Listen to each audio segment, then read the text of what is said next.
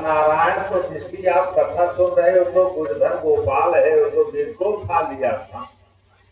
तो अब बताइए, विश्वास होना चाहिए। विश्वासम गुरुवाक्य सुवध दीन भावना। भगवत कहती है कि आप पहले विश्वास कीजिए उस पर। जो हमारा कन्हैया 7 दिन तक अपने भक्तों को अपनी सुरक्षा के लिए उस गिर को उठा करके ब्रजभूमि की रक्षा कर सकता है, ब्रजवासियों की रक्षा कर सकता है, तो यज्ञम नारायण। यज्ञ क्या है? नारायण का स्वरूप है विग्रह। तो यज्ञ का रक्षा करना नारायण का धर्म है, यज्ञ करवाना नारायण का धर्म है, और यज्ञ का निर्विघ्न पूर्ण कराना भी नारायण करता है भैया। मानव तो निमित्त मात्रम भव शब्द साध्य। हम आप जितने लोग हैं निमित्त मात्र के बने हैं। कोई श्रोता है तो कोई वक्ता। कभी वक्ता श्रोता बनता है और श्रोता वक्ता बनता है। ये प्रकृति का निरंतर नियम है। तुमने हमने भेद नहीं, हम नर हैं तुम नारायण हो। भेद किसी में नहीं भैया। भेद है तो एक भेद है भावना का। काष्ठे नयो पाषाणे नयो मृण्मये हरि विद्यते भावम तस्मात् भाव ही कारण। न पत्थर में भगवान है, न लकड़ी में द्वारका जगन्नाथ में नारायण बैठे हैं, न पार्थिव में बैठे हैं मिट्टी में। बैठे कहाँ है? भक्त के भाव में, हृदय। भक्त का भाव बना, मिट्टी में शिव आके समाहित हो गए, शांत शिव हो गए। इसलिए हमारा भाव सुदृढ़ होना चाहिए। अरे जरा हम आप विश्वास करें, अष्टधा प्रकृति कहा गया है। राधा गणेश जननी राधा रुक्मिणी सरस्वती सीता, ये अष्टधा प्रकृति कही गई है। वो आज 8 प्रकृतियां कल कन्हैया के दरबार में आपके यहाँ आ गई थी। अब बताइए, 8 प्रकृतियां अगर है तो आपके धर्म की रक्षा नहीं होगी, उत्पाद कहाँ से होगा? ये तो भैया युग धर्म है। अयम ही युग धर्म न कस्य दूषणम। भागवत कहती है कि कलिना धर्म मित्रेण बाधते धुना। कली का मित्र है अधर्म। अब भैया मित्र की रक्षा करता है, तो आपको उद्वेलित इसलिए कर रहा है। देखता हूँ कितना धैर्य रखते हैं। आपातकाल परचारी धीरज धर्म मित्र नारी। तो धैर्य रखो तो सारी गाड़ी पार हो जाएगी भैया। इसलिए यानी आवज बैठ गवावे, भागे न जाए। बोले श्री कृष्ण भगवान की जय हो।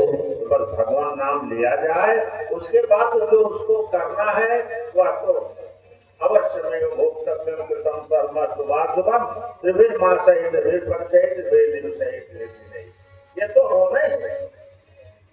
आइए हम लोग प्रवेश करें जहां से कल लोग विश्राम पे गए।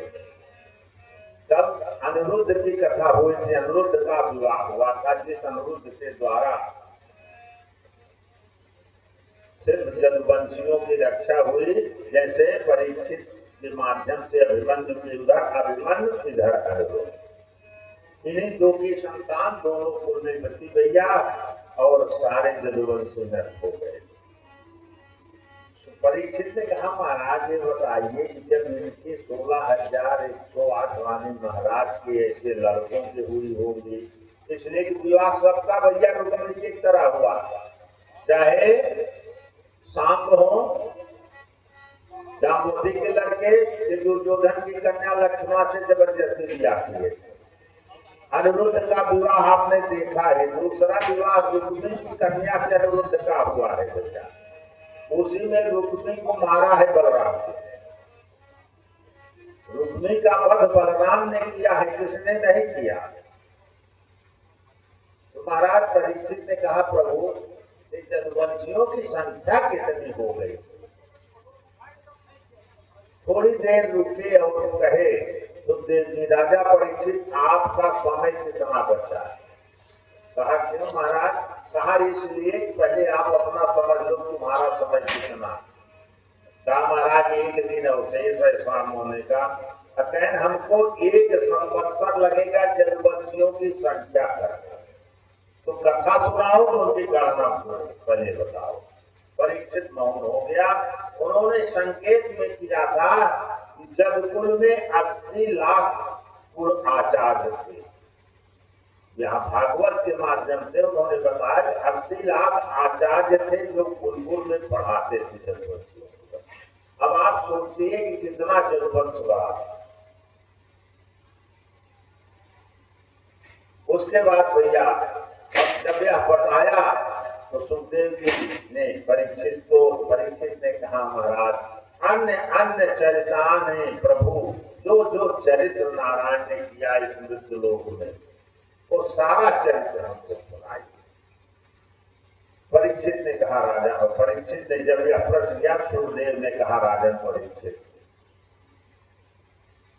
अब हम आपको बलभद्र की कथा सुना रहा।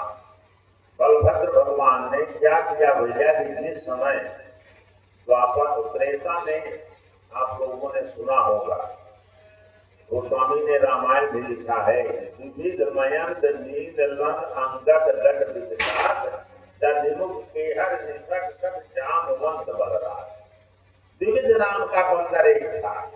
अब विविध नाम का बंदर कौन था भैया? सुग्रीव का सचिव था।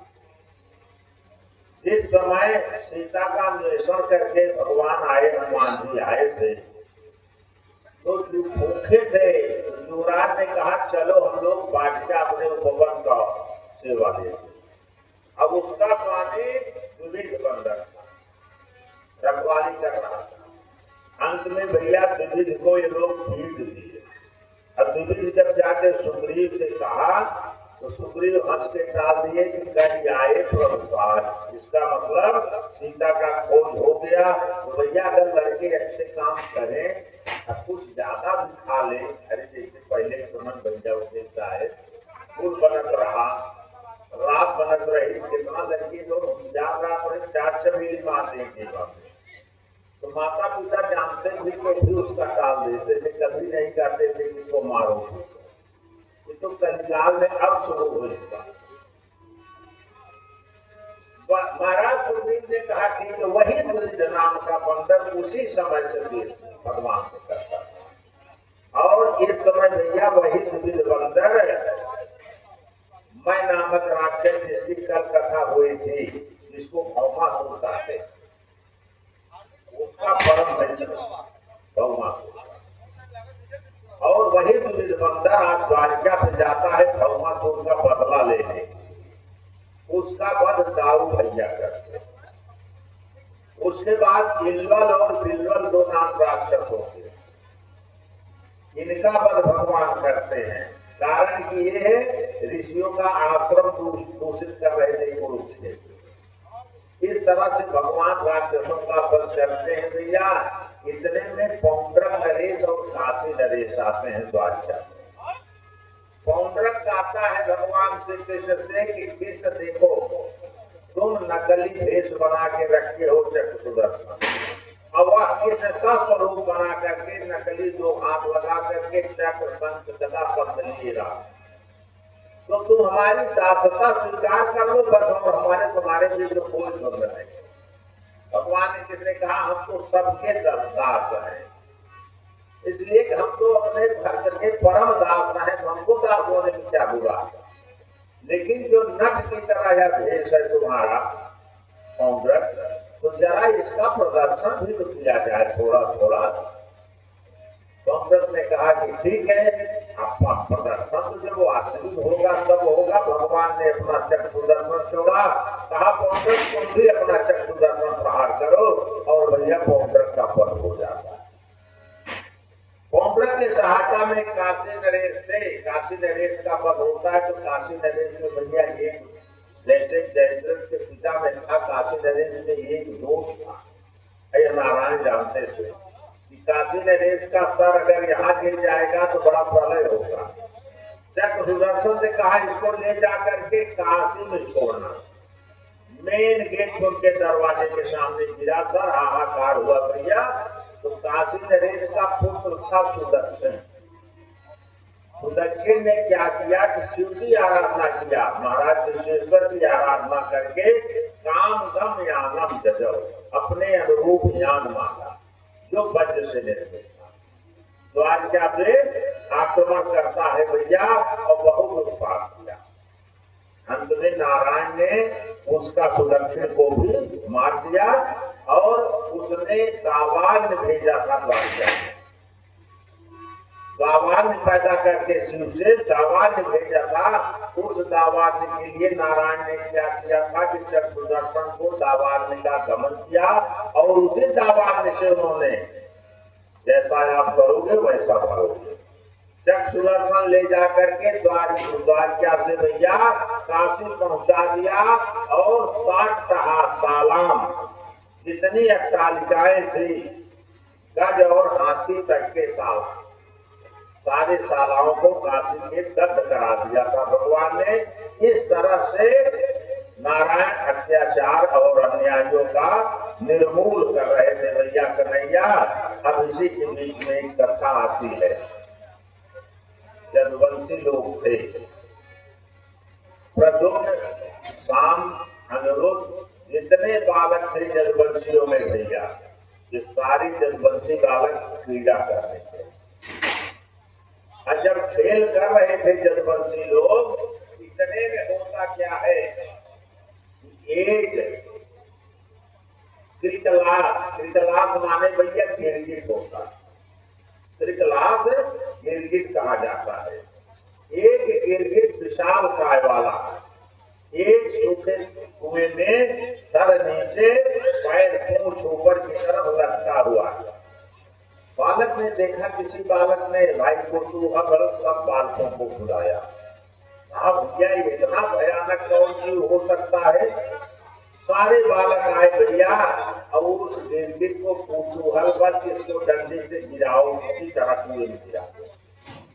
अब लगे गिराने सारे बालक, वह गिर नहीं रहा था गिरगिट। बालक सब कुएं में झुके हैं। उधर हमारे लीलाधारी आ गए नारायण। उन्होंने देखा कि बच्चे कुएं में झांक रहे हैं, क्या बात है भाई। अब वो तो सब जानते हैं भैया, जय जानत से जय जनाई, जानत तुम्हें हो जाए, तो सब जानता। पहुंचा, बच्चों ने कहा, खाओ के साहेब, मैं कहूँगा कहा वकील साहेब, आपका लागत बाप बिल्कुल पी रहा। बोले श्री कृष्ण भगवान की जय। ये भैया ये एक कथा बात कृष्ण मनोरंजन ले लिया। लेकिन तो आप तो ऊपर की होशियार बना, ऐसे की बुढ़ापा रहे वो पतो होशियार है, कथा सब सुने रहा है, बस संगठन ऐसे हो रहा है। तो अब वो प्रेमी जी कथा का जैसे काम लग के सब तैयार घर लिया हो, जब सब लगता ही नहीं कि ना के पाए, बहुत लोग कर गए ना जो पाए गए भैया। तो उसने बुढ़िया से कहा, माता जी यह कथा हो रही है, चलती कथा सुना जाता, आप चलो तो हम भी चलेंगे। अकेले पकड़ो रही बुढ़िया बोलते, चला भाई सुन आई कथा होता, कहा जलेकर मनेगा सुन आई।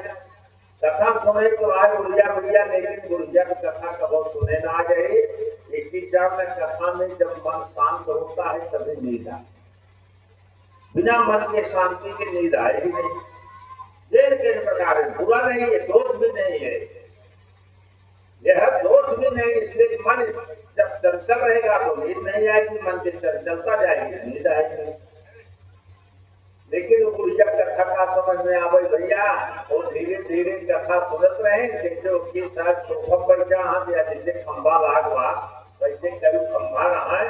बुढ़िया दिन रात वही खंभा में जाके भैया देखे, और जब देख लगाए माता जी तो धीरे धीरे मुंह खोल गया, घास चले लगा बुढ़िया। अरे पतो देखा बात, बुढ़िया को सोचे मानता वो कथा में रमी हुई है। तो भैया जैसे जैसे लोग उठते गए वैसे वैसे सब आगे आते गए, बुढ़िया अकेली हो गई। तो भैया सोए की बात बताओ मेरे साहब।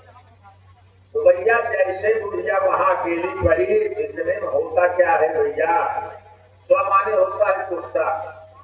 एक चीज आप देखा कि कुत्ते लोग जब चलते तो पटांगे अपना वो बाथरूम मारते हैं, तो वही खंभा देख करके एक स्वामदेव मारे, जैसे मारे बुढ़िया के मुंह में चला गया। वो सोच रही मस्ती बुढ़िया भैया कहे हरे राम राम राम राम, इतना नमकीन कथा हो तब हम कथा काहे सुनई आज, बहुत नमकीन बात आप भैया दे पकड़े फोटो कहते हैं चल इतना नमकार कथा सुनई आवत है, सुना बहुत नमकीन बात।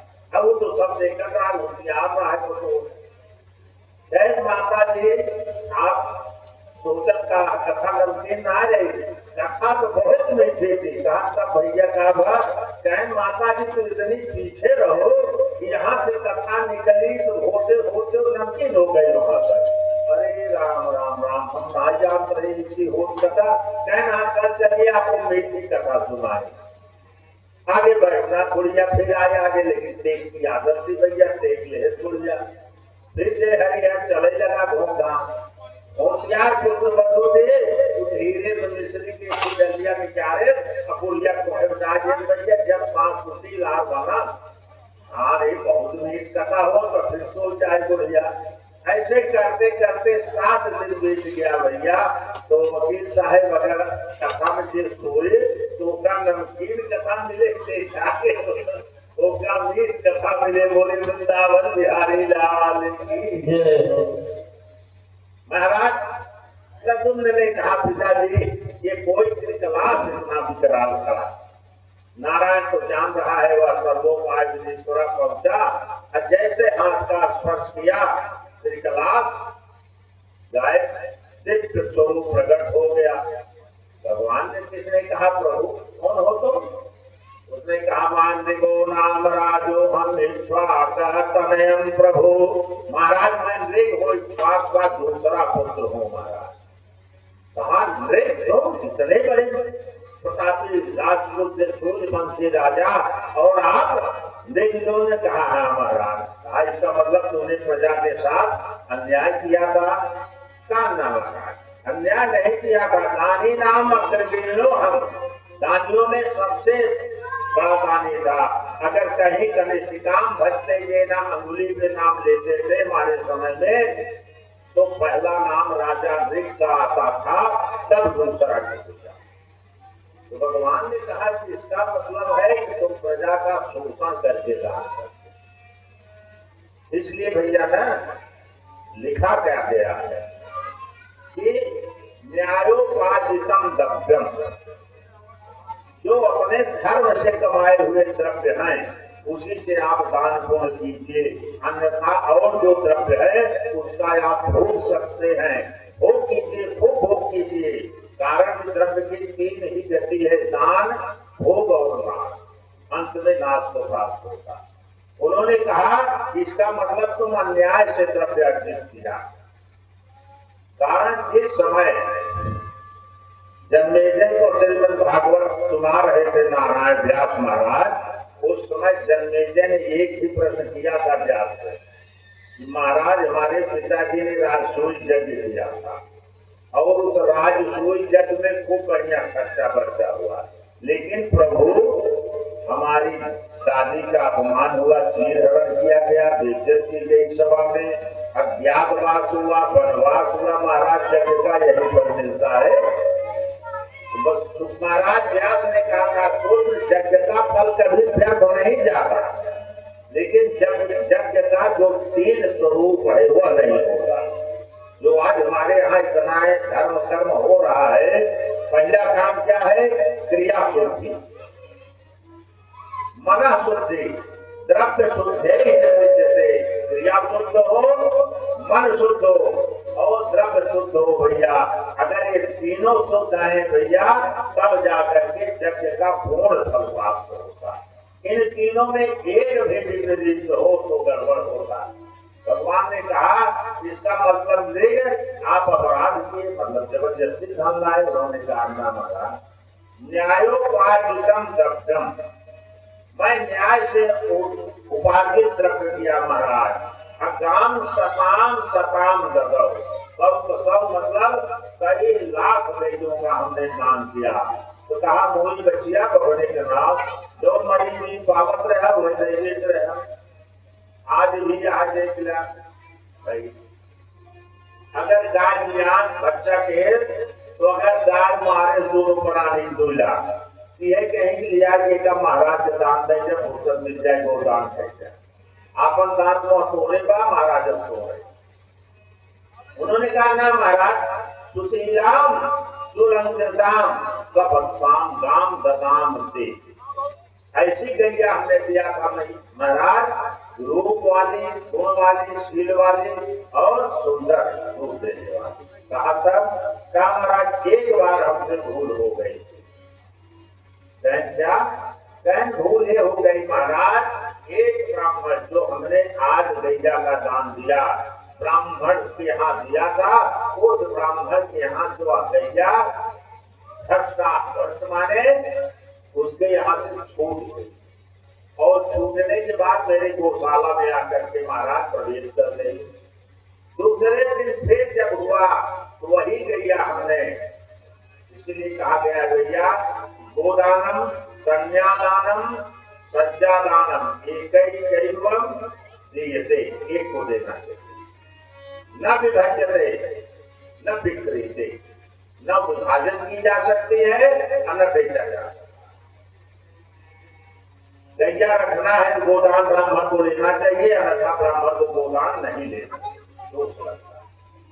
सज्जा दान लेना है ब्राह्मण को अगर स्वतः अपने लिए तब तो सज्जा दान ले, अन्यथा बेचने के लिए सज्जा दान नहीं लेना चाहिए। कन्यादान एकैकम, ये सब एक के लिए होती है, न विभज्यते न विक्रीयते, न बेचा जा सकता न बांटा जा सकता। उन्होंने कहा था भैया, कहा महाराज वो गैया जो घर सती आई और हमारे गौशाला में रह गए, दूसरे दिन नौकर चाकर लाए, हम उस गैया का सोना दान किया। जैसे उस गैया को हमने दान दिया महाराज, वैसे ही वह जो ब्राह्मण पाया था पहले दिन पहले वो पहुंच गया।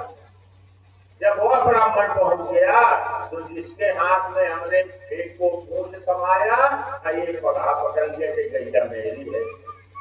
एवं विवाद मानव तब, अब दोनों ब्राह्मण आपस में विवाद करने लगे। जब ब्राह्मण विवाद करते हैं तो भैया कौन निपटारा करेगा? राजा। अब महाराज दूषित में पड़ गए, जब क्या करूंगा, आज इसको मैं दे रहा हूं, ये कह रहा है कल हमको भी देंगे। अब राजा देख ने क्या किया कि उसका भैया विनिमय शुरू कर दिया। देवताओं की तरह जैसे कथा देवता विनिमय करने आए अमृत लेकर के हमको कथा अमृत दे दीजिए, परीक्षित को अमृत पिला दीजिए। राजा ने कहा सतम लक्षम दवाम ददाम दे। आप अगर महाराज गैया को एक आदमी कोई संतोष करके दूसरे के उपलक्ष्य में 1.25 लाख गैया मैं दे सकता हूँ। लेकिन दोनों ब्राह्मण ने कहा ना महाराज, जो पाया हूँ उसी से संतुष्टि है, वो कहे मैं दूंगा, वो कहे न दूंगा। उन्होंने कहा महाराज एवं विगत मानव तो ऐसे भैया विवाद हो रहा था प्रभु, इतने ने जमा करके पहुंच गए, कहा ना जाने आपका समय पूर्ण हो रहा है। महाराज मैं जमलोक पहुंच गया। जमलोक पहुंचा और जब जमलोक पहुंचा तो चित्रगुप्त ने हमारी शिक्षा करते जब वहां दी तो कोई दोष नहीं था। महाराज धर्मराज ने कहा राजा ने आपका पुण्य पर्वत के समान है और पाप सूत के समान है। तो पहले बताओ तुम पाप भोगोगे कि पुण्य? पुण्यम संचितम देना, पुण्य बहुत है तुम्हारा, पाप बहुत कम है। उन्होंने कहा महाराज तो क्या करूं हम, आपको कहिए। उन्होंने कहा महाराज पहले तुम पुण्य करो। कहा देखो पुण्य तुम्हारा जो है बहुत बहुत है। कहा महाराज कितना बहुत है? कहा बहुत। कहा फिर भी कितना बहुत है? बहुत है। कहा महाराज उसके बाद क्या पाप खोल लेना। उसने कहा महाराज ये बताइए। उन्होंने कहा पूर्वम पुण्यम भुक्ता ते उताहो पाप भुक्तवान, उसके बाद पाप भोग लेना तुम, इसलिए पुण्य तुम्हारा जल्दी क्षीण नहीं होगा। देखने कहा महाराज तो आप बहुत अच्छी बात रहे हैं, लेकिन क्या क्षीण तो होगा ना? कहा तो कहें क्षीण पुण्य मृत्यु लोक का पतन, पूर्ण छेद हुआ तो मृत्युलोक में जाएंगे। हाँ भैया, मृत्युलोक में जाना पड़ेगा, सभी को जाना पड़ता है। तो कहा महाराज पाप, कहा पाप भोगना पड़ेगा। क्या पाप से क्या होता है? कुछ नहीं, पाप थोड़ा है, भोग लेना। कहा महाराज पापात प्रभावात भले दरिद्री, पाप का प्रभाव होगा तो मैं दरिद्र हो जाऊंगा। पहला धर्मराज हंसा, दरिद्र भावात करोति पापम, अगर दरिद्र हुआ तो भरण पोषण के लिए पुनः पाप करूंगा। पापात प्रभावात दरिद्र, पाप किया फिर दरिद्र होगा तो दरिद्र भावात दरिद्र हुआ फिर पाप करूंगा। महाराज साहब कहा पापात प्रभावाम नरकम प्रभु, पाप के प्रभाव से मैं नरक में चला जाऊंगा महाराज। इसलिए पूर्वम को अशुभम भोगवा, पहले मैं अशुभ भोगूंगा, पाप भोगूंगा, उताहो थोड़े संचया, उसके बाद तब मेरा जो संचित गुण है तब मैं उसका भोग करूंगा। महाराज पहले पाप भोगूंगा। तो भैया आज फजीहत थी, अंत फजीहत नाश, हाथ में फजीहत हो जाएगी प्रथम में तो आप झेल लोगे, लेकिन अंत में फजीहत हो गई भैया तो अंधेर मदिर जस साथी। कहा महाराज उसके लिए मैं 10,000 वर्ष से गिरगिट का रूप प्रकट करके आपसे यहाँ पढ़ा हूँ। जाते हुए धर्मराज ने मुझे आशीर्वाद दिया था कि जाओ, जब द्वापर में नारायण आएंगे तो तुम्हारा उद्धार होगा और अपने धाम को देंगे। महाराज महाराज प्रसन्न हो गए फिर में, और प्रसन्न होकर के उसको अपना धाम प्रदान किया। भैया कहा तो लोग जहाँ से भगवान रहते हैं राधा के साथ में, वो हमारा नृत्य वो लोग चले गए बोले श्री कृष्णचंद्र भगवान।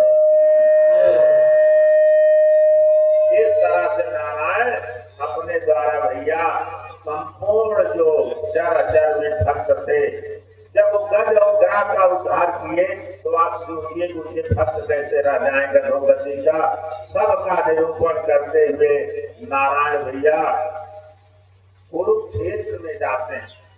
इसलिए कुरुक्षेत्र में मेला कब लगता है भैया? जब सूर्य जहां होता है। उसी कुरुक्षेत्र में आप लोगों ने सुना होगा कि सारे नंद बाबा इत्यादि जितने गोप थे, गोप भी आए थे, सबसे भेंट हुआ। उसी समय एक समय की बात थी कि रुक्मिणी ने जो नारायण जब देखते थे तो राधा का स्मरण करते थे। रुक्मिणी के मन में राधा के प्रति द्वेष होता। आज वह राधा से मिलने का समय आया तो राधा से मिलने का उपक्रम हुआ। राधा आई क्या तो रानियों ने उनको बुलाया और उससे थोड़ा सा चाहे उसको ईर्ष्या मान लीजिए या चाहे परीक्षा मान लीजिए, वक्त भी अंशावतार है, लक्ष्मी का अंशावतार है, और वह तो जोग माया से पूरा अवतार है। राधा जोग माया है, वह साधारण माया नहीं है। इसलिए कृष्ण जोग जोगेश्वर है और रुक्मिणी लक्ष्मी का अंशावतार है। द्रौपदी सीता का अंशावतार है। रामायण में है भैया इन लोगों का, वाल्मीकि में इसमें नहीं, राम वाल्मीकि में बाण है। या प्रश्न हुआ था सीता जब लंका में थी कौन थी वो? माया की सीता थी। आप लोगों ने सुना है, रामायण पढ़ते हैं जानते हैं माया की सीता थी। तब उन्होंने शिव की आराधना किया था। वाल्मीकि रामायण की कथा है। पतिं देहि पतिं देहि पतिं देहि त्रिलोचना पतिं देहि पतिं देहि पतिं देहि त्रिलोचना। 5 बार चकार, 5 बार सीता ने कहा मुझे पति दो, मुझे पति दो। नारायण जिन्होंने प्रकट हो गए, कहा सीता तुम एक पति, मैं तुमको 5 बार कहा 5 पति देता। अब महाराज कहा इसलिए तुम छाया है और तो अग्नि में प्रवेश है, तुम छाया स्वरूप हो, इसलिए द्वापर में तुम नर पत्नी बनोगी और द्रौपदी के रूप में तुम्हारे 5 पति। यह कथा रामायण। अब जो मैं नाम का गाना की व्याख्या हमने किया, इसकी बात को बताने वाला कौन है? रामवंश। जब हनुमान जी सीता खोज में वानर लोग गए थे तो बताए थे कि इसके आगे मत जाना। वाल्मीकि रामायण में अरण्य कांड में इसकी व्याख्या दिया है। उसने कहा इसके आगे मत जाना, इसलिए वहां मैं नामक राक्षस है उसके आगे, वहां से कोई लौट के आ नहीं सकता। इसलिए कि मान लो सीता उधर नहीं गई है, यहीं से लौट आ। सुग्रीव बाली के डर से भैया पूरे ब्रह्मांड में अपना स्थान खो जाता, कहीं रुक नहीं पाया। तब आकर के इस प्रवचन यहाँ आकर के सुग्रीव हुआ था कि वाल्मीकि रामायण। यही आज नारायण के यहाँ होती है भैया कि ये सब जितने हैं हंसा बता रहा है, सब श्रापित है। भगवान कृष्ण भी श्रापित है, वसुदेव जी श्रापित है। देवी भागवत की कथा है, वसुदेव जी को श्राप दिया है वरुण ने। कश्यप के अवतार जब थे, कश्यप रूप में थे, तो इनको वरुण ने श्राप दिया था। वरुण की गलिया ले लिए तो उसको अवसर नहीं कर रहे थे, और ब्रह्मा ने स्वतः श्रापित किया था कश्यप को। भगवान कृष्ण को, विष्णु को भृगु की पत्नी शुक्राचार्य की माता, शुक्राचार्य की माता ने श्राप दिया था कि आप जाओ मत्स्य कच्छप रूप जो नारायण ने धारण किया था, भृगु पत्नी ने इनको श्राप दिया था। तो नारायण भैया इस जगत के कल्याणार्थ कई बार श्रापित हुए हैं। तो भैया श्राप भी नारायण का हम लोगों को वरदान हो जाता। आज यदि उस पद को न प्राप्त करता, अगर वह पाप भोगने के लिए मृत्यु रूप में नारायण का इंतजार न करता। तो भैया अगर नहीं आए तो हमें आपको धैर्य पूर्वक शांत करना चाहिए, घबराना नहीं चाहिए। बोले श्री कृष्णचंद्र भगवान। अब हमारा कन्हैया द्वारिका में सभा में बैठे हुए थे भैया, नारायण सभा चकाचक चल रही। इतने में होता क्या है कि जरासंध के यहाँ से एक ब्राह्मण संदेशा लेके आता है। क्या संदेशा लेके आता है? उसके यहाँ 200 राजकुमार बंदी थे जरासंध। उन ब्राह्मण जब सुना, रुक्मिणी ने ब्राह्मण द्वारा संदेशा भेजा, तो भगवान कृष्ण ने रुक्मिणी का उद्धार किया। और भौमासुर के यहाँ जो कन्याएं बंद थी, नारायण को संदेशा मिला, तो अब भौमासुर का बंद करके कन्याओं का उद्धार करके तो आज्ञा भेज दिया। तो किसी ब्राह्मण को बुलाया जाए, उसी ब्राह्मण से भगवान के पास संदेशा भेजा जाए, तो हो सकता है हम लोग इसके कारागार से मुक्त हो जाए, अन्यथा मुक्त नहीं। ऐसा विचार करके ब्राह्मण से संदेशा भेजा द्वारिका। नारायण बैठे थे और वह ब्राह्मण आता है नारायण की सभा में और वह अपना विचार प्रस्तुत करता है। कहता है महाराज मैं मार रहा हूँ जरासंध के यहाँ से, मगध नरेश के यहाँ से महाराज। उनके यहाँ 200 राजकुमार बंदी हैं। उन राजकुमारों ने आपके पास संदेशा भेजा है महाराज, पत्र भेजा है, भवताम दर्शन कांक्षा। और कुछ नहीं संदेशा। संदेश में क्या था कि प्रभु मैं आपका दर्शन करना चाहता हूँ, तो कन्हैया आप आके दर्शन दे दो। भाई दर्शन देने का मतलब कि भाई सत्य पापा प्रमुचित ही, भगवान का दर्शन हो गया संपूर्ण पाप मुक्त हो जाएगा। जब मानव स्वभाव बंधन से मुक्त हो सकता है तो भैया साधारण बंधन क्या? नारायण ने कहा ठीक है चलो कोई बात नहीं है, जरासंध के यहाँ आक्रमण किया जाए। लेना बुलाओ, किसी को बुलाओ। और नारायण का मंत्री कौन था भैया? प्रभु का मंत्री कौन होगा? ज्ञानी कोई होगा, जोगी वही होगा ना। उद्धव मंत्री थे। उद्धव जी में बैठे थे, मुस्कुराए, कहा देखो नारायण कैसी लीला कर रहे हैं। तो भैया बिना पूछे अपने बच्चों को भी कोई राय नहीं देना चाहिए, नहीं तो अपमानित होना पड़ता। पूछते हैं तभी राय दे हो, नहीं तो जब तक गड्ढे में गिरेंगे नहीं तब तक कैसे जाने की गड्ढे में गिरना क्या हो। भगवान ने देखा उद्धव मुस्कुरा रहे हैं, इतने में होता क्या है, श्रीमन नारायण नारायण नारायण नारद जी का आगमन हो जाता। नारद जी जैसे पहुंचे सब लोग उठे, दंड प्रणाम किया, हाल चाल हुआ। नारद से पूछा नारद जी कैसे आना हुआ? नारद ने कहा महाराज मैं इंद्रप्रस्थ से आ रहा हूं। इंद्रप्रस्थ से कहा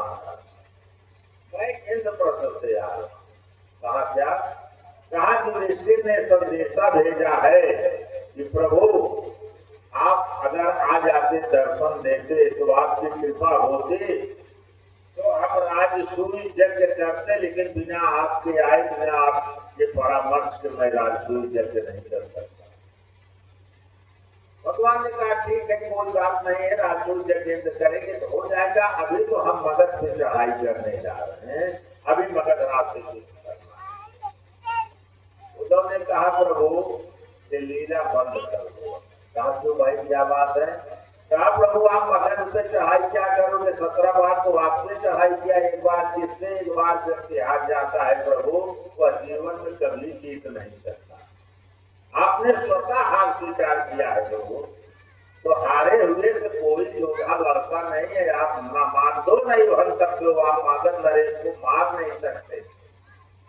उद्धव ज्ञानी था इसलिए वो जानता था कि प्रभु को मारना होता तो मार देते, मार नहीं सकते हैं तो प्रभु आप उससे जीत नहीं सकते। इसलिए युद्ध कुशलता में अभी समय महाराज जरासंध से कोई बलवान नहीं। भगवान तो यही चाहते थे कोई उपाय बताए, करना तो उनको सब है लेकिन उपाय तो होना चाहिए।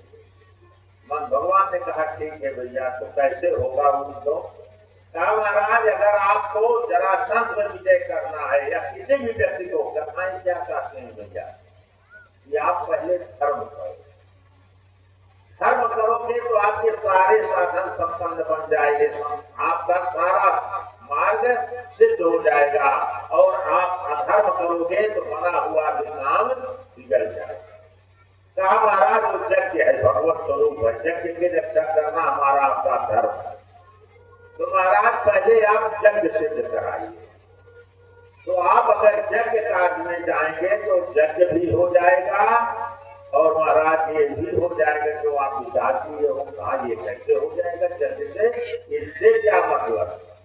कहा महाराज यज्ञ से इससे इसलिए मतलब है कि जब आप यज्ञ करने जाओगे तो राजसूय यज्ञ का प्रथम धर्म क्या है कि कर लेना, दिग्विजय करना, सारे चारों तरफ दिग्विजय के लिए जाना आना। तो महाराज यह पक्की बात है कि पांडव जरासंध को कुछ नहीं कर सकते, उनका प्रीतात्मा स्वीकार नहीं करेगा तो युद्ध तो अपने आप हो जाएगा। तो मेरे विचार से महाराज आप युद्ध के लिए सीधे मत जाइए उसके पास।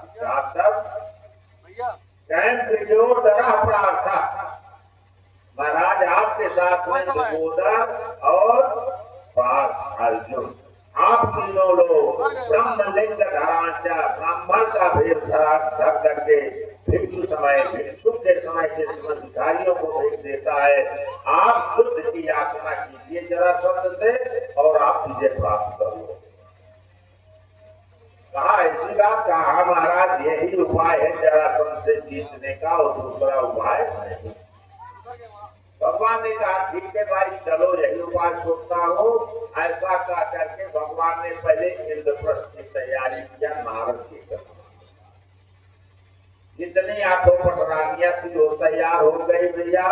प्रद्युम्न को द्वारिका संभालने के लिए रखा गया। प्रद्युम्न द्वारिका की रक्षा कर रहे हैं और सारे लोग जदुवंशी इंद्रप्रस्थ के लिए जाते हैं और जाते हैं तो भगवान को देख करके युधिष्ठिर, माता कुंती, द्रौपदी बहुत प्रसन्न हुए, आकर स्वागत किया और ला करके महल में आसन उपाध्याय जलपान हुआ, भोजन हुआ। दूसरे दिन विचार विमर्श होने लगा। तो भगवान ने कहा जैसे आप लोग पूछ लेते हैं कहा भैया भागवत सुनने का कुछ पाप व्यवस्था, भाई ये परिवार का धर्म है ना, पूछ लेते हैं कुछ व्यवस्था है कि नहीं है, ना जब बताओ भाई होगा की जाए। करते हैं लोग जहाँ भगवान सुबुद्ध दिए है ना ही तो हरे जहाँ सीताराम है ये ही कल चाल में मिल जाए। पूछा भगवान ने कहा महाराज धर्मराज आप अश्वमेध यज्ञ तो करना चाह रहे हो, व्यवस्था क्या है? कहा कि नहीं आप जहाँ हो वहाँ व्यवस्था की क्या करें? कहा देखो जन्म खाली खाली नहीं हो। कहा क्या? द्रव्य साधनम प्रथम द्रव्य, जब दर्शन होना अनिवार्य है तो कहा था कहा देखो आपके 4 भाई हैं, चारों दिशा में भेज दो।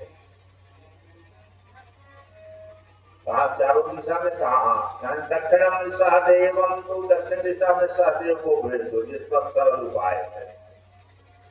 प्रतीक्षा हमें विपोदर, वाची तरफ विपोदर जहाँ युद्ध हो जाता था। उदित्या हम सप्तसाची, उत्तर की तरफ सप्तसाची माने अर्जुन, और पश्चिम की तरफ भैया नकुल जी को भेज, या नारायण ने नियुक्त कर दिया सब लोग। अब जब नारायण ने नियुक्त कर दिया, सब लोग गए, सब लोग तो चले आए, लेकिन पूर्व जो गया मगध के यहाँ आकर के वहां कहा, महाराज मागधो नहीं वह मन तक, मगध ने नहीं माना और कहा मैं आपको कर नहीं दे सकता महाराज, और तो सब लोगों ने यज्ञ का अनुमोदन किया। भगवान ने कहा ठीक है भाई, अब तो यज्ञ रुक गया, जब तक मगध नरेश पर विजय नहीं होगी तब तक यज्ञ नहीं होगी, तो चलो कोई बात नहीं। सेना की तैयारी के लिए लोगों ने कहा, फिर तो उद्धव महाराज ने कहा प्रभु कहा मैं समझ रहा हूँ। तो उसने कहा, नारायण ने कहा भैया अहम विपोदरम चयुवा सप्तसाची धनंजया, यह तीन आदमी यहाँ से जाएंगे, और ये सारे लोग राजा जितने कहते कौन वो वोट जितने फिर मध्य प्रदेश सब राजा महाराज, ये तीन लोग आप जाएंगे जरासंध से युद्ध करने। अरे महाराज आप सेना लेके जाते हैं तो कुछ देर युद्ध होता भी, आप अकेले कहा नहीं, हमें तीन लोग जाए। ये तीनों लोग भैया ब्राह्मण वेश धारण करके चलते, और जब ये लोग चलते हैं तो होगा क्या है भैया, वहां पहुंचे सुबह, जरासंध का नियम क्या था, जिस तरह से कर्ण है शिविर था, इन लोगों की तरह जरासंध का नियम था, जब संध्या पूजा से निवृत्त होता था तो जरासंध जो है दान देता, ये दान नहीं देता था कि थोड़ा मोड़ा दान देता, जाचक को अजाचक बनाता, जो मांग लेता था उसको वह देता। उसी समय हमारे नारायण और भैया भीम अर्जुन के ब्राह्मण रूप भेष धारण करके चंदन बंदन लगा करके उसके दरबार में जाते।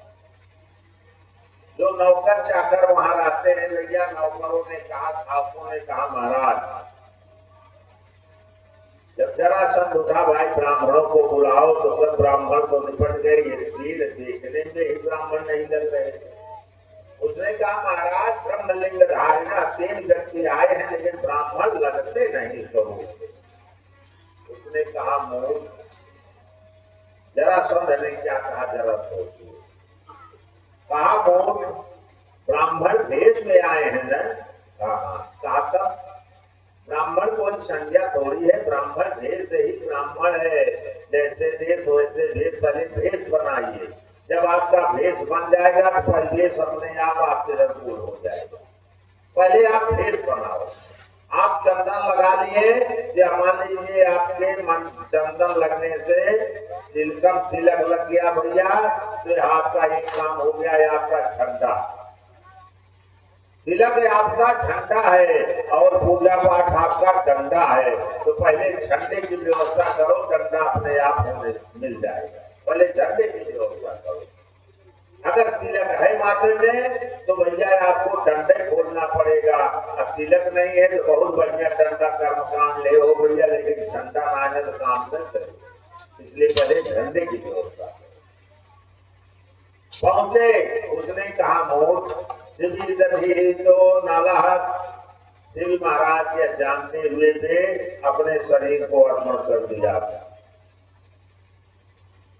और छोड़ो अभी की बात है, बलि के गुरु शुक्राचार्य ने कहा था अयम सबको बामना, ये कपट भेष धारण करने वाला वामन स्वरूप में विष्णु है, जबकि उसको मालूम था ये विष्णु है सर्वोपाय विधीश्वरा, लेकिन फिर भी ब्राह्मण देश में गए थे, उसने अपना सर्वस्व निछावर कर दिया। तो भैया उस नौकरों से कहा वो ब्राह्मण देश में आए हैं, इसलिए उनको बुलाओ, जैसे एक ब्राह्मण का सम्मान किया जाता है उसी तरह से उन ब्राह्मणों को बुलाओ। ब्राह्मण लोग आते हैं भैया, ब्राह्मण तीनों को देखा स्वरूप। उसने कहा जरासंध ने, महाराज आप लोग कौन हो, किस उद्देश्य से आए हो? उन्होंने कहा मैं याचक आया हूँ, भिक्षाम देहि मे राजन। उन्होंने कहा प्रभु भिक्षाम देहि मे राजन, मैं भिक्षा के लिए आया हूँ और मुझे भिक्षा चाहिए। जब ऐसा सब लोगों ने कहा भैया, तो उसने कहा जरासंध ने कि भाई मैं आप ब्राह्मण देश में आए हो, लेकिन मुझे आपका स्वरूप कुछ पहचाना लगा। आप हो कौन पहले बताओ। भगवान कृष्ण ने कहा मगर नरेश, हमारा परिचय पूछने से पहले हमारा उद्देश्य तो आप जानते। मैं भिक्षा के उद्देश्य से आया हूँ, तो पहले तुम देने के लिए राजी हो तो परिचय तो मैं बता दूंगा। कहा देने के लिए, कहा हाँ तुम पहले देने के लिए राजी हो। उसने कहा भैया आप भिक्षुक होके आए हैं, ब्रह्मलिंगम धरे स्वयं ब्रह्मलिंग धारण करके आए हो, तो मैं वचन देता हूँ ददामि आत्मशीलम तव। अगर आप लोग भिक्षा में मांगते हो तो मैं अपना सर काट के आपको दे दूंगा। बोलो क्या चाहिए भिक्षा? सिर काट के दे दोगे? कहा हाँ, इसलिए कि आप ब्राह्मण देश में आए हो और जरासंध के यहाँ से कोई वापस नहीं गया।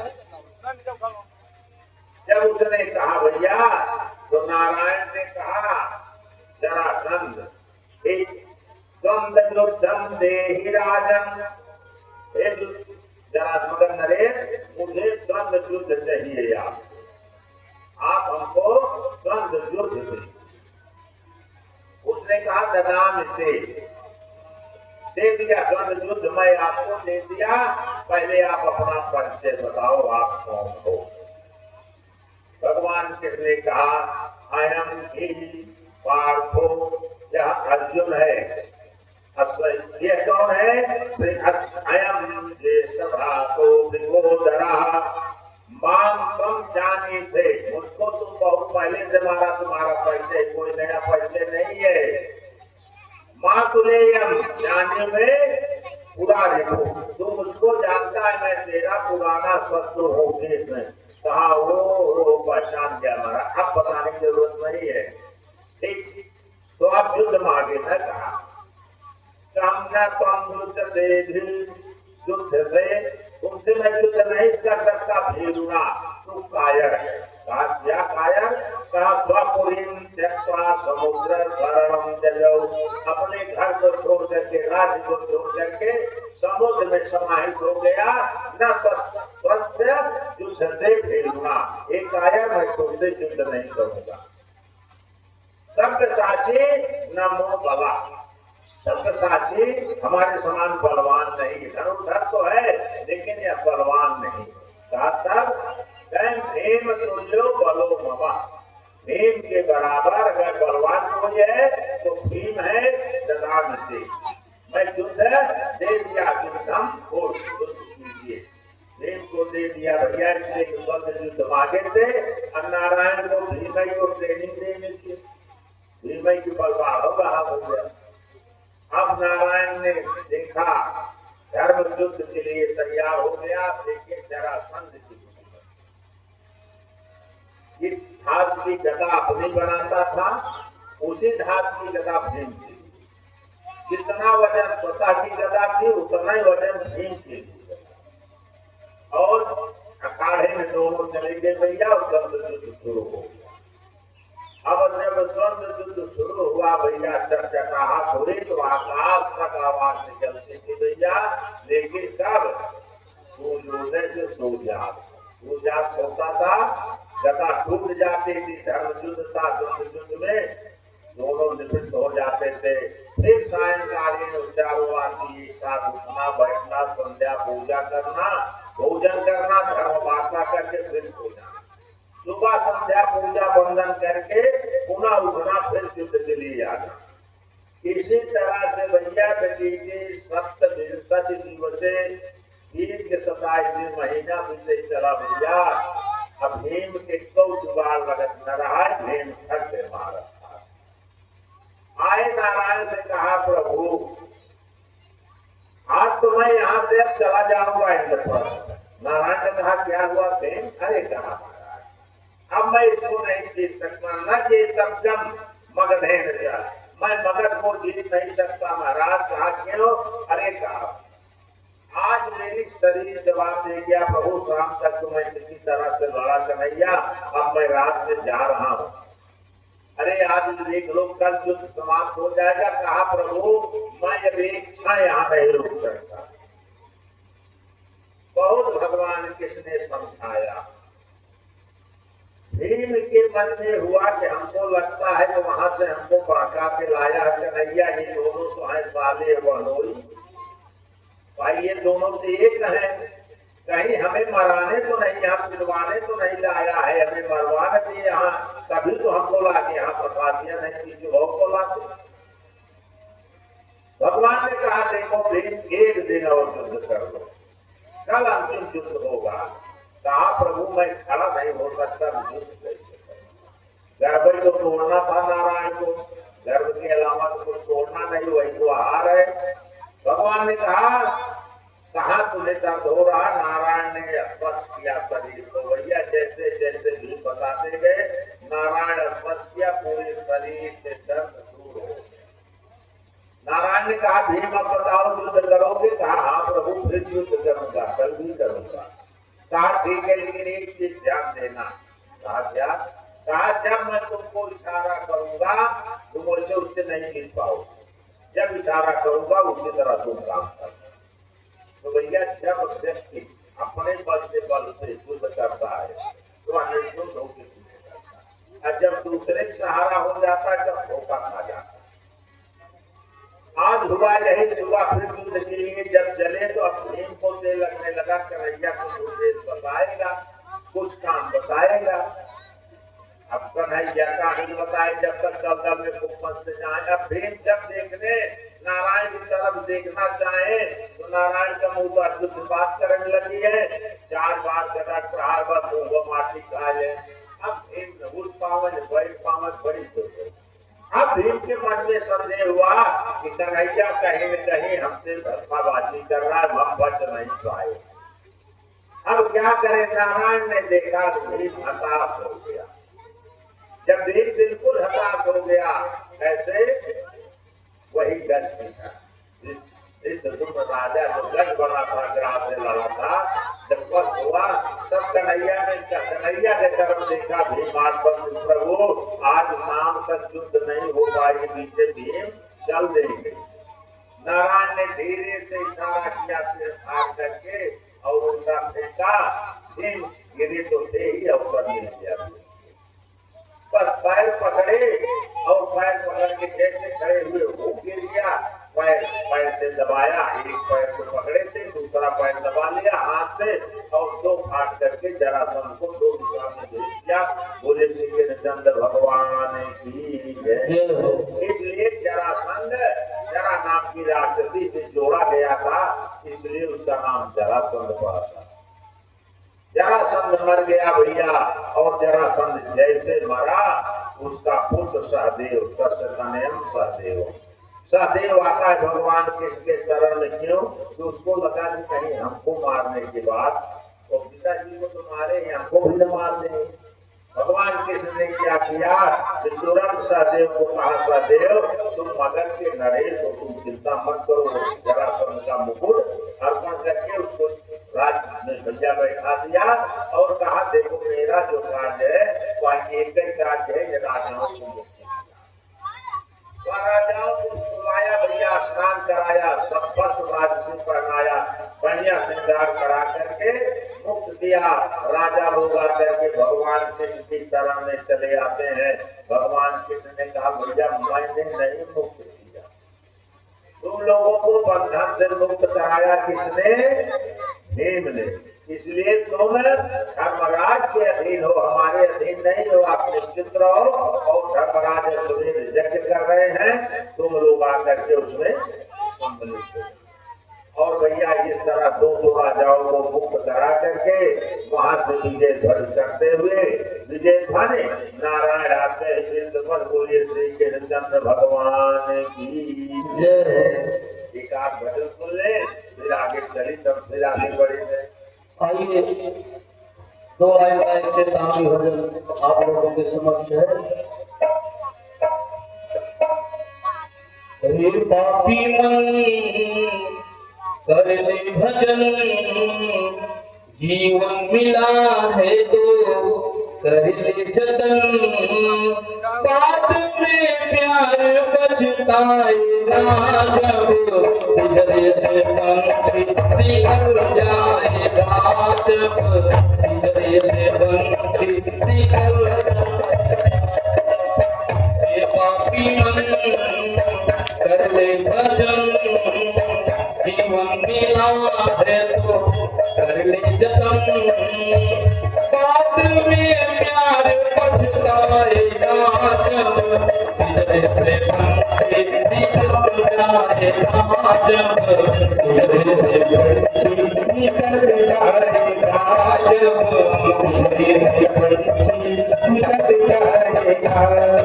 क्यों डरता है मेरा तेरा, क्यों डरता है मेरा तेरा, ना कुछ तेरा ना कुछ मेरा, ना कुछ तेरा ना कुछ मेरा।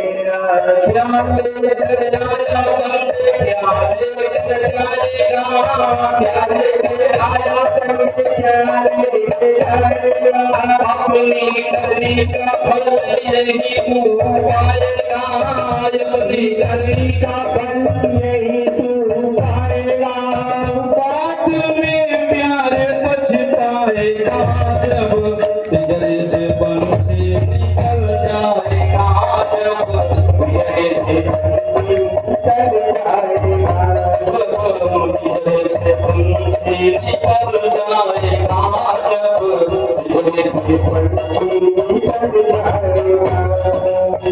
क्यों डरता है मेरा तेरा, क्यों डरता है मेरा तेरा, ना कुछ तेरा ना कुछ मेरा, ना कुछ तेरा। बंदे क्या लेकर जाएगा, अपनी करनी का फल यही तू पाएगा, बाद में प्यार पछताएगा जब पिंजरे से पंछी निकल जाएगा, जब पिंजरे से पंछी निकल जाएगा, जब पिंजरे से पंछी निकल जाएगा, जब पिंजरे से पंछी निकल जाएगा, जब पिंजरे से पंछी निकल जाएगा। दुनिया वाले क्या ये जाने, दुनिया वाले क्या जाने, दुनिया वाले क्या ये जाने, दुनिया सब दिन है बेगाने, दुनिया सब दिन है बेगाने। धन और दौलत का मोह जो होता है वो कभी होता, बाद में प्यार हो, बाद में प्यार पछताएगा जब पिंजरे से पंछी निकल जाएगा, जब पिंजरे से पंछी निकल जाएगा। पूरे पापी मन कर ले भजन, जीवन मिला है तो कर ले जतन, बाद में प्यार पछताएगा जब पिंजरे से पंछी निकल जाएगा, जब पिंजरे से पंछी निकल जाएगा, जब पिंजरे से पंछी निकल जाएगा। पूरे देश अब नारायण जब जी पताका लेके पहुंचे हैं भैया, इंद्रप्रस्थ में बड़ी खुशी। भगवान का जय जयकार करने लगे। अब राजसूय यज्ञ का कार्य शुरू हो। जब सारी वस्तुओं का आयोजन हो गया, ऋषि महर्षि ब्रह्मर्षि राजर्षि देवर्षि सारे धृतराष्ट्र दुर्योधन इत्यादि सब आ गए भैया। अब यज्ञ का कार्य नियुक्त किया। नारायण ने कहा भैया पहला काम धन का संग्रह कर कौन करेगा? सब्यसाची माने अर्जुन। जो घटे बढ़ेगा वह व्यवस्था अर्जुन करेगा। और पाकशाला मृगोदरा भोजन खाए वाले जो होते जितने सुंदर के खाद भैया उतने बढ़िया व्यवस्था होती। तुम्हारा द्रौपदी को और भीमसेन को पाकशाला में लगा दिया करेगा। अर्जुन नकुल और सहदेव को कहाँ लगा दिया? पूजा सामग्री पूजा की व्यवस्था में ये धर्मराज के साथ में रहेंगे। मैं पाता वने जनी हम भैया सब बोल हो ऋषि महर्षि जी तो भैया पाद का इतना पैर विशेषता। और क्या किया? कर्णे दाने कर्ण जो है दान देगा, जो भी देना होगा दान कर्ण देगा। धना धक्षा सुयोधना धन का स्वामी कौन हो जाए? खजाने का मालिक सुयोधन। यहाँ दुर्योधन नहीं है भैया, यहाँ नारायण ने कहा सुयोधना सुयोधन होगा। इस तरह से नारायण ने नियुक्त किया सबको अपने अपने काम।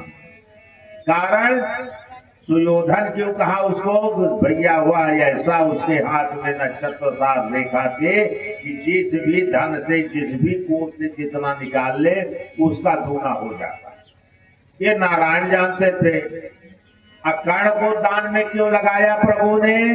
कि कर्ण जो है देश के नाते दान पे दान देगा, खूब दान देगा कि किसी तरह से खजाना चुक जाए तो कर्ण दान देगा। नाम किसका होगा? युधिष्ठिर का होगा। अब नारायण जब यह व्यवस्था बनाए ऋषि महर्षियों ने तो सबने कहा भैया पहले आप एक मुख्य अतिथि देव, एक मुख्य देवता जो उसको चाहे आचार्य कहो चाहे मुख्य अतिथि कहो, एक इसमें सबसे पूजनीय जो हो उसको नियुक्त किया जाए। अभी सब लोग एक भीष्म इत्यादि बैठे थे, सबका मुंह देख रहे थे तो भैया जिसके जिस पर स्नेह होता है उसी को लोग पकड़ते हैं। का कथा बांटे वालन कभी बताए ना 1000 कथा बरतना। लेकिन अब वकील साहब प्रेमिक नाते पकल्याण भैया करे कि आप इस बात चाहिए जो कथा सब वही कहता है, बात नहीं सब कहता। लेकिन भैया बिन प्रतीत हो न प्रीति, जिसकी जिस पर प्रीति होती है उसी को लोग पकड़ते हैं।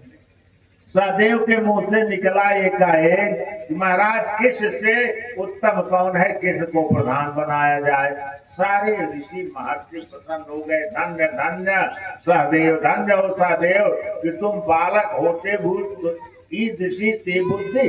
ऐसी सुंदर बुद्धि हुई कि किसी ने ऐसा विचार ही नहीं किया। भीष्म प्रसन्न हो गया। धन्य हो सहदेव, धन्य हो सहदेव। अब इतना कह के जैसे अभी सहदेव विराम किया भैया कि जरासंध का वध हो चुका है आधा, तो उद्वेग जरासंध के वध का है। आधा उद्वेग जरासंध के वध का है। सबके मन में कष्ट। आधा भगवान कृष्ण मुख्य पूजा में आ गए, मुख्य अतिथि में आ गए। अब भीतर भीतर बैठा हुआ शिशुपाल जल रहा है, उबल रहा है। करे तो क्या करे भाई? हैं दंतभक्त हैं, विदूरथ हैं, सालो हैं, परपति दुर्योधन है, यही है। लेकिन अब दुर्योधन के घर की बात थी इसलिए दुर्योधन कुछ बोल नहीं सकता था। भगवान ने कहा कि भाई देखो इतने बड़ी सभा में बड़े बड़े ऋषि महर्षि ब्रह्मर्षि राजर्षि देवर्षि आए हैं, किसी को चुना जाए। भीष्म ने कहा कन्हैया यहाँ नारायण योगेश्वर नहीं, सब ऋषि महर्षि हैं। सारे ऋषियों ने कहा प्रभु अब आप इसको टालिए मत। नारायण ने स्वीकार किया। जैसे नारायण की पूजा का उपक्रम शुरू हुआ भैया, पाद्य हुआ, पैर धुलाया गया, तिलक लगाया गया और पूजा शुरू हुई नहीं, इतने में शिशुपाल खड़ा हो। लगा कहने अयम ही गोपालो नाम पान सुना कृष्णा एक गोपाल है गैया चराता था। इसके सत्यता यह है कि मेरे मातुलो वसुदेव का पुत्र कहलाता है, लेकिन कोई नहीं जानता कि नंद का पुत्र है कि वसुदेव का पुत्र है, यशोदा का पुत्र है कि देवकी का पुत्र है। अब इस तरह से वह लगा प्रलाप करने भैया। भगवान कृष्ण सब सुन रहे हैं और अर्जुन से नहीं रहा गया। अर्जुन खड़े हो गए, इसलिए अर्जुन मौसेरे भाई हैं, दोनों बहन बहन के लड़के हैं। खड़े हो गए और कृष्ण ने कहा देखो अर्जुन, ये मेरा व्यक्तिगत बात है, तुम भी मेरी बुआ के लड़के हो और यह भी मेरी बुआ का लड़का, जो कह रहा है इसको कहने दीजिए। जैसे क्रम बढ़ा, कारण क्या था भैया, इस शिशुपाल के मस्तक पे एक नेत्र, और ज्योतिषी ने कहा था, जैसे युधिष्ठिर के विषय में परीक्षित के विषय में युधिष्ठिर से बताया था कि इसको तक्षक काटने से इसकी मृत्यु होगी, उसी तरह उसको भी बताए थे उसकी माता से कि जिसके द्वारा इसका हाथ और नेत्र गिर जाएगा नकली, उसी से इसकी मृत्यु होगी। उसने कृष्ण से निवेदन किया था एकांत में कि कन्हैया इसको मारना मत, जबकि शिशुपाल बड़ा था कृष्ण से बड़ा था शिशुपाल, इसको मारना मत। कन्हैया ने कहा था बुआ देखो मारूंगा नहीं, लेकिन कब तक, कहा बेटा जैसे थोड़ी मोड़ी गलती से तो होगा, काम बुआ तुम तो एक गलती करती है, मैं 101 गलती भी नहीं मारूंगी इसको, लेकिन उसके बाद कहा उसके बाद जैसी इच्छा। आज वही देख रहा है कन्हैया भी पहले इसकी गलती पूरा हो जाए। क्रम टूटा भैया, जैसे आया नंबर चक सुदर्शन को भेज दिया, सर कट गया शिशुपाल का उसी सभा में भैया, और शिशुपाल के शरीर से ज्योत निकली और नारायण में समाहित हो गई।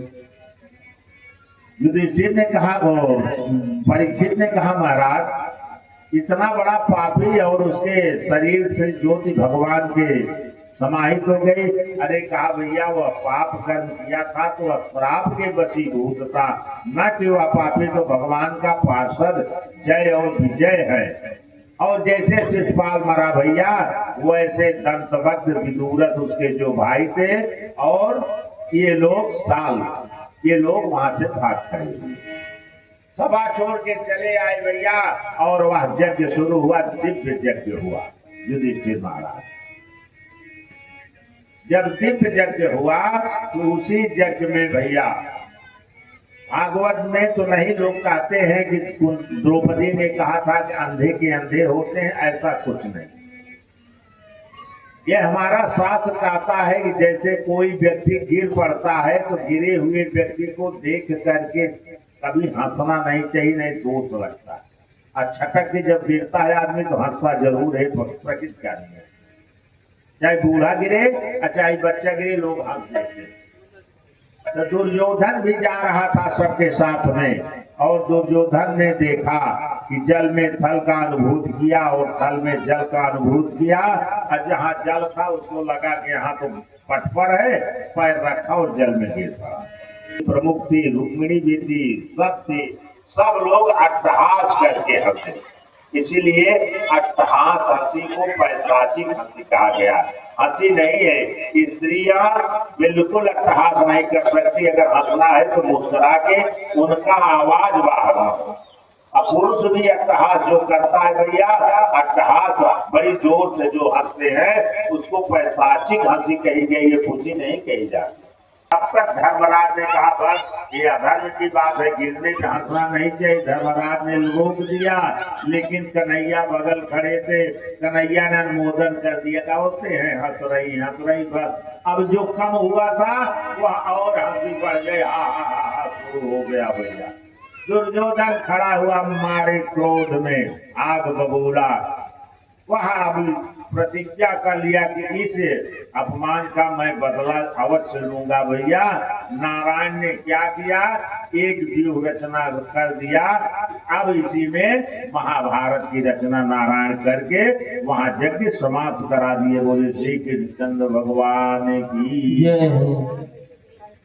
यज्ञ समाप्त हुआ और फिर स्नान हुआ। यज्ञ के बाद स्नान होता है, स्नान हुआ भैया, सबको स्नान करा के नारायण वहां से द्वारका के लिए आना चाहते हैं। इधर क्या होता है, साल्व नाम का जो राजा था, अंतर्गत विदूरथ का मित्र शिशुपाल का, वह प्रतिशोध लेने के लिए शिव की आराधना किया और आकर के द्वारका में युद्ध किया। उस समय प्रद्युम्न रक्षा कर रहा था, प्रद्युम्न बेहोश हो गया था, अंतिम शक्ति लगी थी, प्रद्युम्न बेहोश हो गया, साथी लेके प्रद्युम्न को भगा था। प्रद्युम्न ने बहुत डांटा उसको। शाम होते होते युद्ध भैया, वह मायावी युद्ध कर रहा था, उसका यान जो था वज्र से निर्मित था, मायावी युद्ध कर रहा था। इतने में नारायण द्वारका में महसूस हो जाता है, द्वारका में उत्पात शुरू हो गया। कन्हैया वहां से प्रस्थान कर देता है और आकर के नारायण यहाँ सालों का वध करते हैं, सालों का वध करते हैं। दंतवक्त्र विदूरथ आते हैं और दंतवक्त्र विदूरथ का भी वध करते हैं, इसलिए कि जैसे तीन उसमें थे विभीषण, कुंभकर्ण, रावण, वैसे यहाँ तीन थे भैया, और इनका वध कर देते हैं। ये भी परम धाम को चले जाते हैं। बोलिए श्री कृष्णचंद्र भगवान की जय हो। सुखदेव जी से परीक्षित ने कहा, महाराज भगवान जानि चान्यानि मुकुंदस्य महात्मनः वीर्यानंत वीर्यस्य शोकमिच्छामहे प्रभो। महाराज क्या कहूँ, कितना कहूँ, इच्छा नहीं तृप्त हो रही है, मन शांत नहीं हो रहा है प्रभु। तो वीर्यानंत, वीर्य अनंत है, अखंड है, अचेत है, अभेद है प्रभु, लेकिन फिर भी उस अनंत महात्मा मुकुंद नारायण का चरित्र स्रोत में इच्छा, मेरी इच्छा यही प्रभु और कुछ चरित्र बताओ। यो बता दिया तो सीताराम, उसको खत्म, आगे तो उसको बताओ। युधिष्ठिर परीक्षित ने सोचा कहीं इसके आगे सीताराम न हो जाए। कौन श्रुत्वा सकेत ब्रह्मन उत्तम श्लोक सत्कथा, कौन ऐसा जीवात्मा होगा, जीवधारी होगा, जो नारायण के उत्तम श्लोक की कथा नहीं सुनना चाहेगा। विरमेद विशेषज्ञों विसंगा काम मार गए, इसलिए कि काम पथ पे इस गृहस्थ आश्रम में रहने वाले मानव के लिए तो आपकी कथा ही, भगवान की कथा ही मुक्तदायिनी है। और तो न बहुत दान कर सकता, न जप कर सकता, न पूजा कर सकता, तो कम से कम कथा ही सुने महाराज। अस्मरेत बसंतम स्थिर जंग में, तो महाराज इस लीला में किसी तरह से प्रभु का स्मरण हो जाए, किसी तरह से स्मरण हो जाए। तो ने कहा सौनकादिक ऋषियों से, सौनकादिक ऋषि विष्णुरातेन संपृष्ट, विष्णुनाथ से जब ऐसे पूछा, विष्णुनाथ ने, भगवान बादरायणी, भगवान ने देखा, सुखदेव जी ने कि वाह आज इसका प्राण निकलेगा, सर्प काटेगा, मरने वाला है, लेकिन भगवान के प्रति नष्ट की इसकी गति जो बनती जा रही है कि उनकी चरित्र सुनने से इसका इच्छा नहीं मर रहा है। प्रसन्न हो गया। वसुदेव भगवती निमग्ना हृदय प्रवेश, सुखदेव जी हमारे गदगद हो गए, धन्य हो।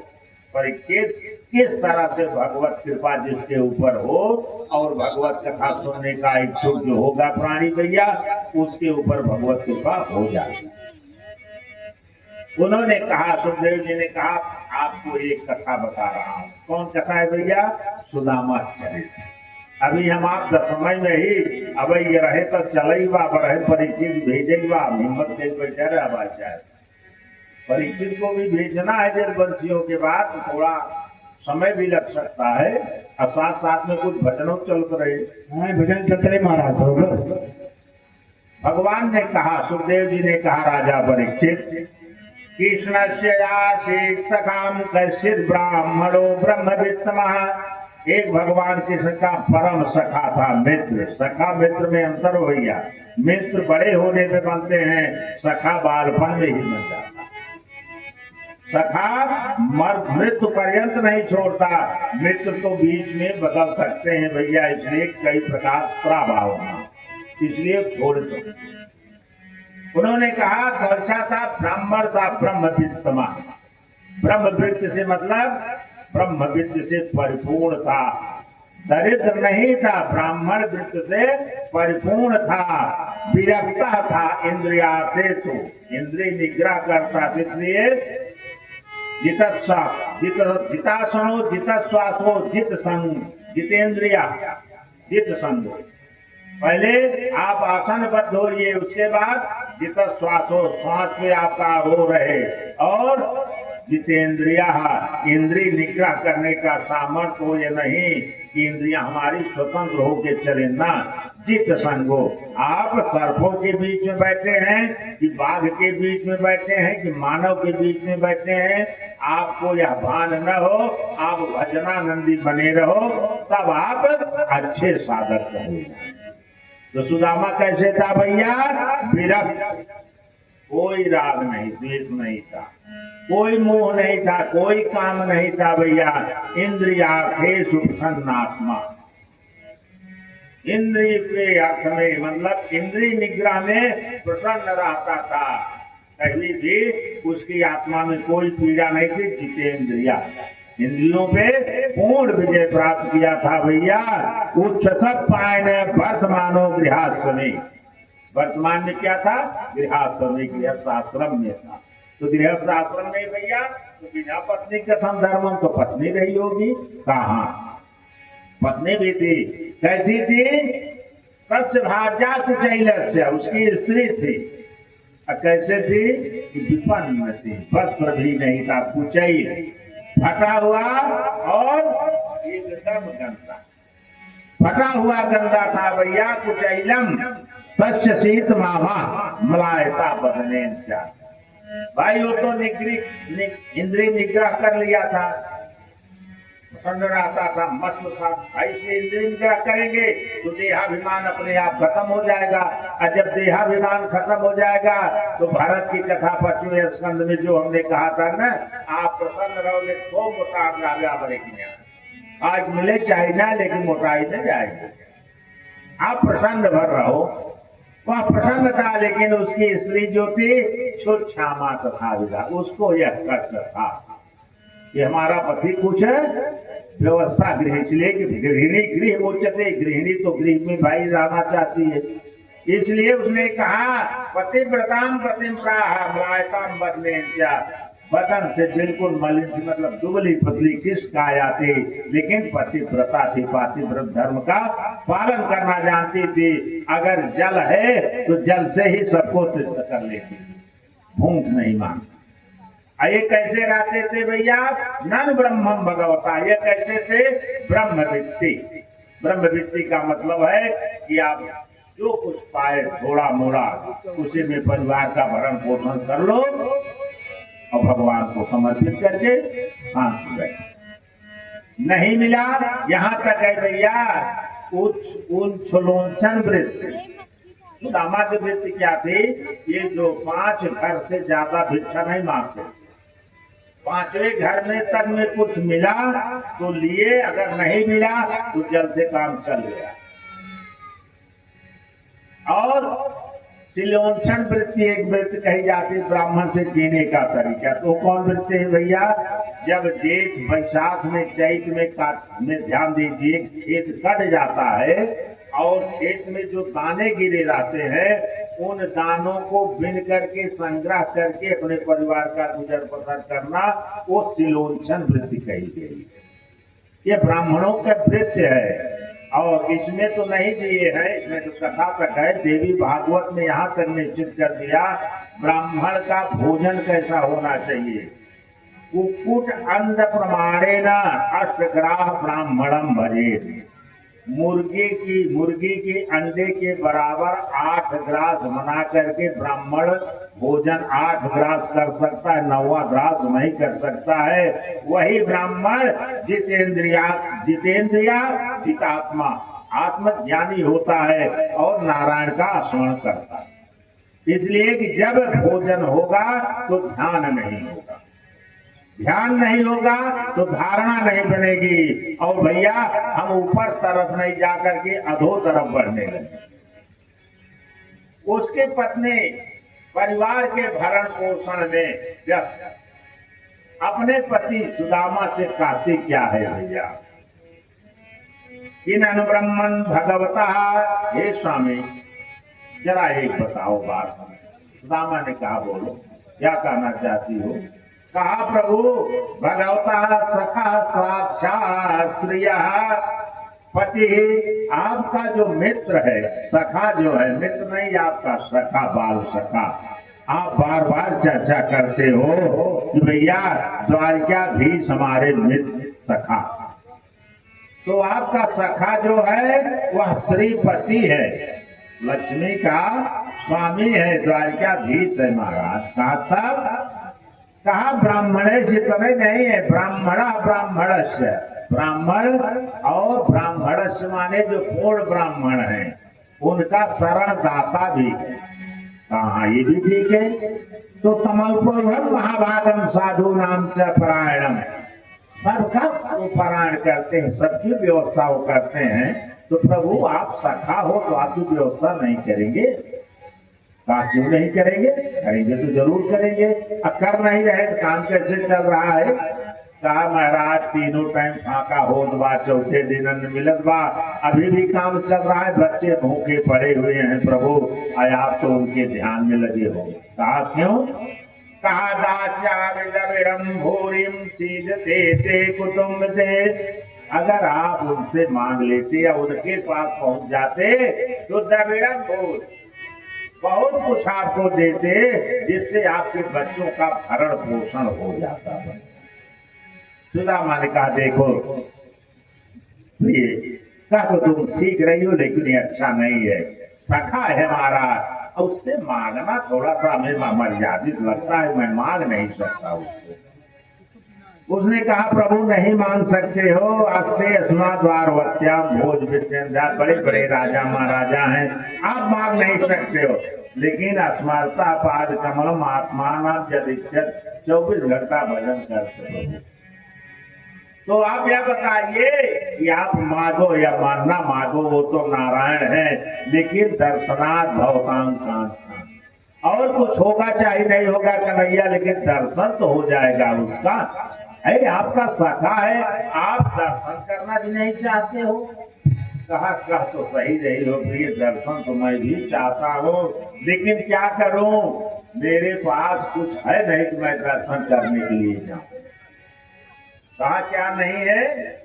एवं भाग्याम विप्रो बहुशा प्रार्थितों में जो अयम ही परमो लाभा उत्तम श्लोक दर्शनाथ। महाराज हम इसलिए नहीं कह रही हूँ कि आप जाए तो सिर्फ मांगे ही, अरे कम से कम आप मेरे पति परमेश्वर हो, अगर आप जाओगे तो नारायण का दर्शन होगा, आपका भी कल्याण होगा और हमारा भी कल्याण हो जाएगा। सुदामा ने कहा इस संचित मनसा, मन में सोचा कि तो सही कह रही है कि दर्शन तो हो जाएगा, बहुत दिन मिले कन्हैया को हो गया, लेकिन फिर भी गाड़ी के आगे काट रखा रहा भैया का कि मित्र के यहाँ जाना है तो मित्र के तरह जाना चाहिए। सुदामा ने कहा भैया कि अप्यारुणम पायनम किंचित गृहे कल्याणी दीयताम, हमने तोरे यहाँ से जल के अलावा कुछ ना है, अब मित्र के यहाँ जाना है, या बताओ कैसे जाऊंगा? खाली वह हमारा सखा है, हमसे छोटा है, और उसके यहाँ बाल बच्चे परिवार है, हम खाली हाथ जाएंगे तो बताओ मेरी कितनी उपेक्षा हो। कहा तब कहा अगर देना है या चित्वा कुछ मांगो और लाओ। उसने पत्नी ने कहा महाराज कुछ मांग के लाऊंगी, जाओगे? कहा बिल्कुल कुछ नहीं जाएगा तो चला जाऊंगा। वह गई मांगने भैया, चतुरस्तान मुंडे मुस्लिम पृथक तंडुलाम, 4 मुट्ठी पृथक तंडुल मिला, अलग अलग किस्म टूटा फूटा जिगरे जौन रहा। अब वह चाहे ईर्ष्या में दिया, चाहे उपेक्षा में भगवान जाए। 4 मुट्ठी लाई, उसको बनाया, फटका निकाला, सब कुछ जो कुछ करना कचरा था। कहा प्रभु यही 4 मुट्ठी चावल है, आप सोच लीजिए नारायण क्या कहता यही है कि पत्र पुष्पम फलम तोरम जो कुछ हो। आज सुदामा के पास 4 मुट्ठी चावल वही वृत्ति है, मांग के लाई पर वह चाहता तो 1 मुट्ठी लेके कन्हैया के यहाँ चला जाता, 3 मुट्ठी डाल करके बच्चों को खिचड़ी खिला देता, लेकिन जो मिला था किसके लिए मिला था? नारायण के यहाँ जाने के लिए, द्वारका जाने के लिए मिला था, नारायण के लिए मिला था। उसकी पत्नी ने चारों मुट्ठी चावल को एक साथ कर दिया। बच्चों के लिए आंखा मारने या जलपान करने के लिए नहीं रखा। नारायण का है तो दियम वस्तु गोविंद दुग्ध में वस्वर्थ। हम आपका करी तक सरावा केला ले अबर का केला लड़के लगे खाए नहीं, एक अभियान पूजा काम हो जाए। निक निक फल जौन बा ओका तो लड़के के खिया दे जौन 10-50 बार का सत्यनारायण कथा सुना बहुत प्रसाद ले जाए। तो नारायण बताओ का करें मतलब कौन होगा, जैसी करनी वैसी भरनी। सुदामा ने कहा लाओ मुष्टेन विप्राण पृथक प्रणुराम चैल खंडेन ताम मत्वा भरते प्रादाद उपायनम। जो नहीं अगर उठावे तो